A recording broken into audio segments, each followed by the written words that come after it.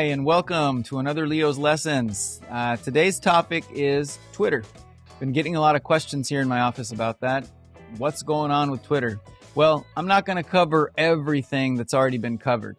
I'm going to cover what I couldn't answer myself. And listening to all the stories, reading all the press, couldn't get some of these answers, so I researched them for you. So what may or may not happen to Twitter and Twitter stock. So under the terms of the deal, and the deal is Elon Musk is purchasing outright the stock, the company itself. Existing shareholders will receive $54.20 per share of cash for each of their shares of Twitter stock, matching Musk's original offer and marking a 38% premium over the stock price the day before Musk revealed his stake in the company. Assuming the purchase price goes through, the company will become private, and the publicly traded stock, traded under the symbol TWTR, will be delisted from the stock exchange. A recent price of Twitter stock at the time of this recording was below $50 per share. So why would the stock price be lower than the certain offering of cash at $54.20 per share? That's the question I couldn't answer.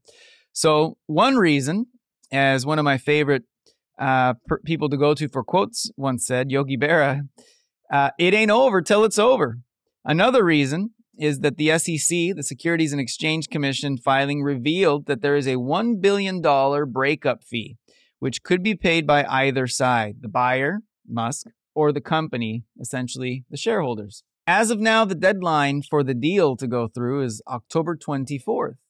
But the deal allows for another 6 months extension after the deadline if regulators are slowing down the process.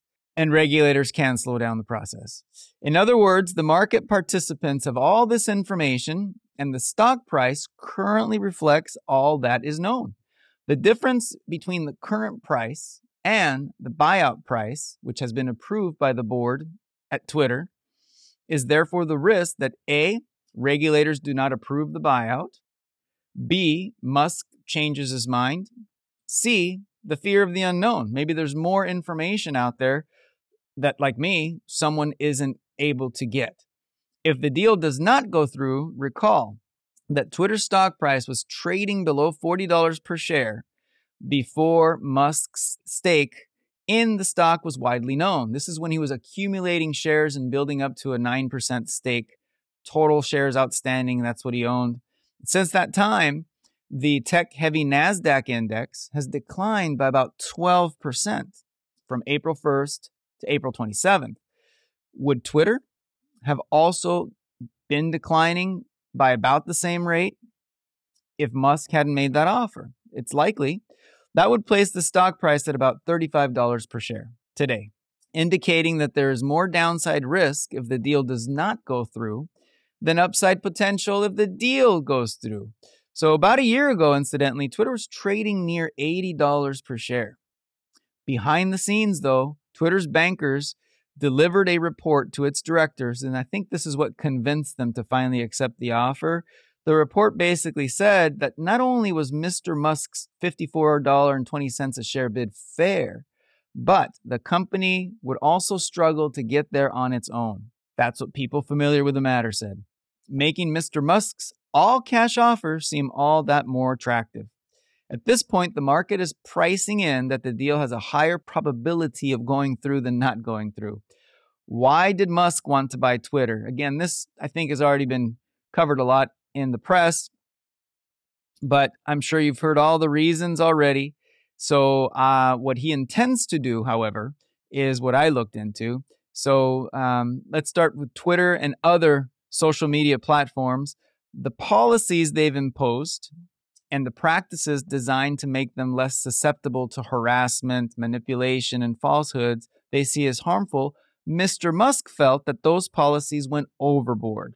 So his first goal is to open up Twitter's algorithms to public scrutiny and defeat the spammers and authenticate all users' identities.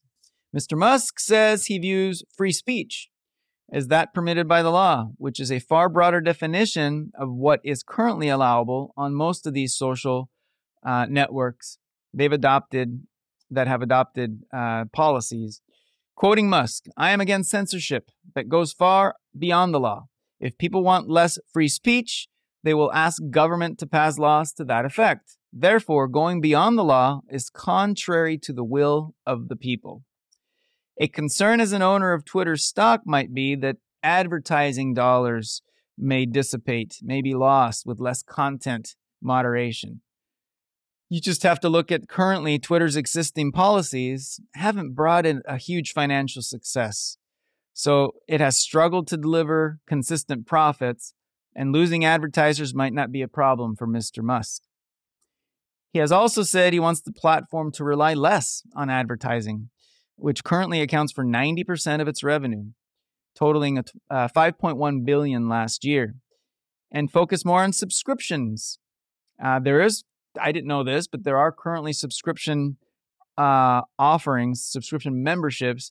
$2.99 a month gets you access to premium features. I didn't look into the premium features, but that is one way.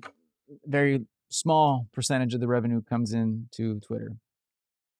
So with that, we will see, as they say, what happens. Thank you for joining me today. Join me again for another lesson.